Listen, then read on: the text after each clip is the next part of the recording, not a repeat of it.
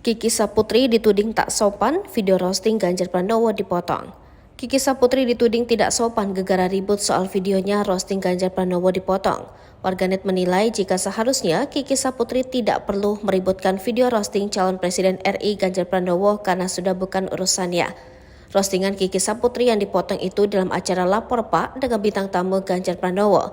Lantas Kiki Saputri pun mengungkap terkait alasan dirinya ribut soal video roasting Ganjar Pranowo dipotong. Apalagi Kiki Saputri dituding sudah menerima bayaran. Komika sekaligus komedian Kiki Saputri emosi saat dituduh warganet dapat bayaran untuk merosting calon Presiden RI Ganjar Pranowo.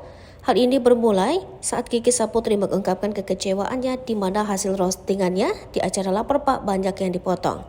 Padahal Kiki Saputri menyebut dirinya telah melakukan observasi beberapa hari dan merosting Ganjar Pranowo. Ungkapan kekecewaannya ini pun mendapat reaksi beragam dari warga X atau Twitter. Muncul komentar warga X yang menuding Kiki Saputri mendapatkan bayaran dari orang yang di-roasting. Salah satu warga X menilai bahwa urusan hasil video roasting bukanlah urusan sang komika lantaran telah dibayar.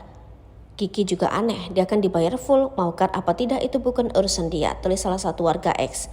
Istri M. Hairi ini pun langsung membalas cuitan warganet itu. Dibayar full sama siapa sih Bahlul? Mending sotoy ayam daripada sotoy lu jadi orang, balas Kiki di X. Akun tersebut pun langsung membalas dengan menjelaskan maksud kata bayaran dari cuitannya. Maksud saya dibayar buat roasting, tugas kamu roasting itu aja cukup, ngapain ngurusin orang cut video, nggak sopan lah, tipal warganet. Kiki pun menegaskan jika setiap dirinya merosting di acara komedian tersebut tanpa bayaran dari orang yang dirosting. Dikatakan Kiki bahwa dirinya sebagai perwakilan untuk mengungkapkan keresahan rakyat dan tidak ada kepentingan soal uang. Tak hanya itu, Kiki juga menanggapi soal tudingan warganet yang menuduhnya sebagai buzzer politik.